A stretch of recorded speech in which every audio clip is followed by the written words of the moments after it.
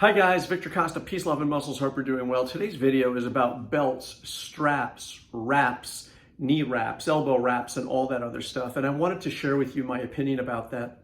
So a lot of folks are using these types of devices to accomplish a lift. In other words, but for those things, but for the belt, but for the wraps, but for the straps, but for everything, they wouldn't be able to do the exercise.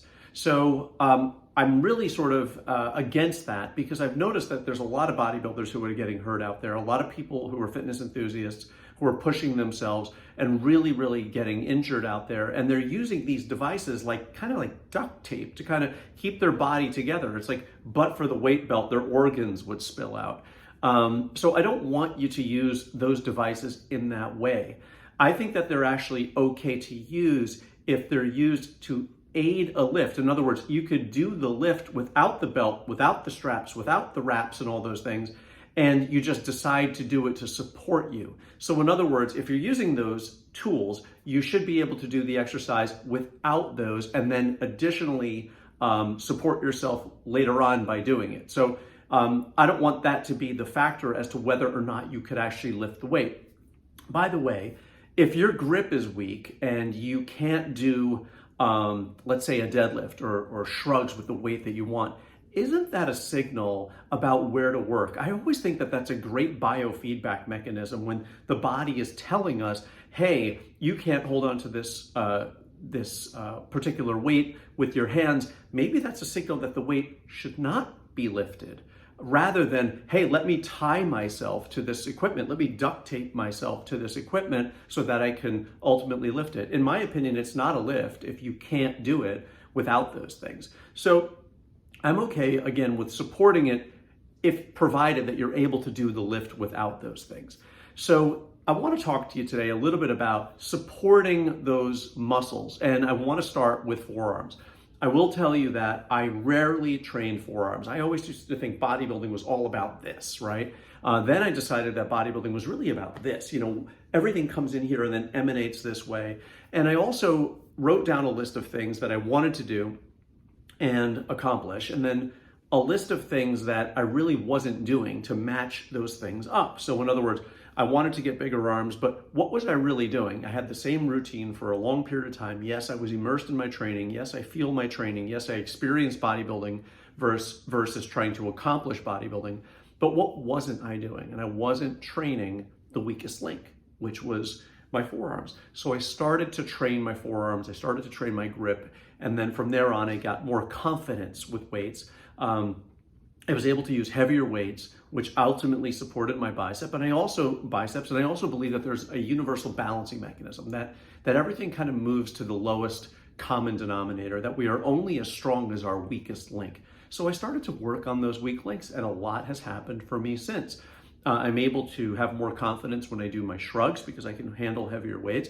I'm able to take those weights off the rack, and now I can feel more confidence when I do my presses. So the forearms for me were the weakest link. So I want to show you a couple of forearm exercises, and I think you'll appreciate them. Okay, be right back with those exercises.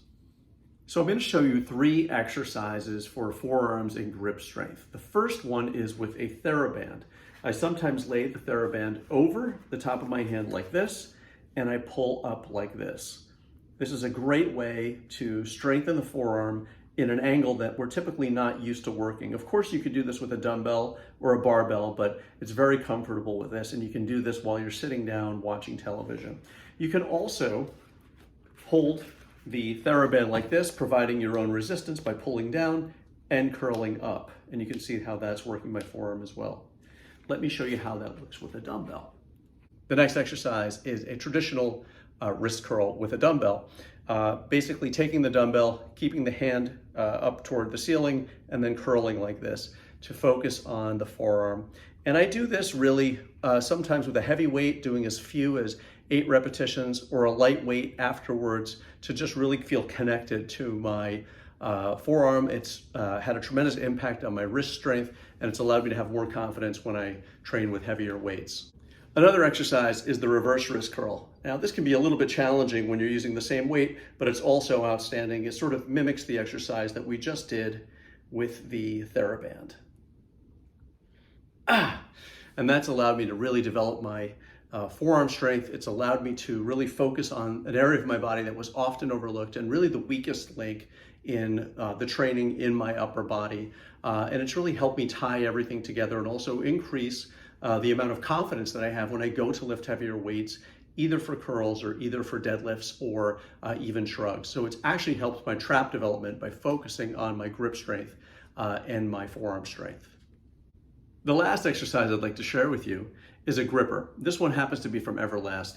I'll put our affiliate link below. If you do purchase one of these, we will get a small commission from Amazon, but this one happens to be excellent. This is from Everlast. I can decide how much tension I would like by just changing this knob. I put it on the highest tension and I do about 100 of these in each hand, and I really enjoy doing this. And I would love to hear if you can actually do 100 in each hand. I do 100 here, then 100 in the left, 100 in the right, 100 in the left. I do that about 5 times, and it's really been a game changer. I don't know why I haven't had one of these for my entire life, but I really quite enjoy it very much. You can tend to overdo it, and then the next day feel that everything is sort of tensed up in here, so you don't want to overdo it on your first few times. You want to get used to this. So it's really made a tremendous difference for me. It's changed my grip strength dramatically. I will say that I'm able to handle the dumbbells with a lot more facility than I was prior to using this. And it's really increased my confidence with the weights. When you're using heavier weights, I mean, the first thing to do is you have to get into the vicinity of where those weights are, right? You got to start actually walking around there to sort of get comfortable. Then you have to touch them. Then you have to take them off the rack, even if you just take them off the rack and put them back to see what you're dealing with. So a lot of people ask me, when do you move up with heavier weights? It's when you can have the confidence to do so.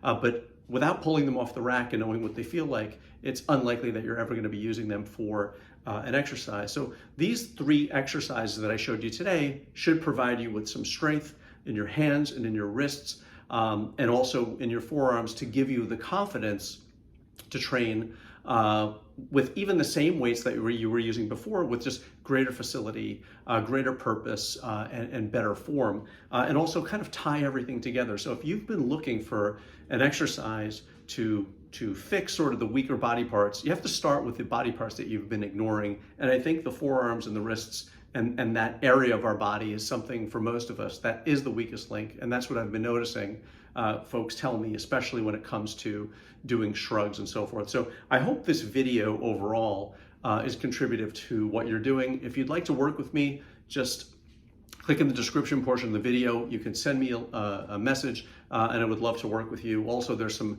freebies below. My free audiobook, Uncommon Bodybuilding and Fitness Knowledge. I think you'll absolutely love it. Peace, love, and muscles. Take care. Bye.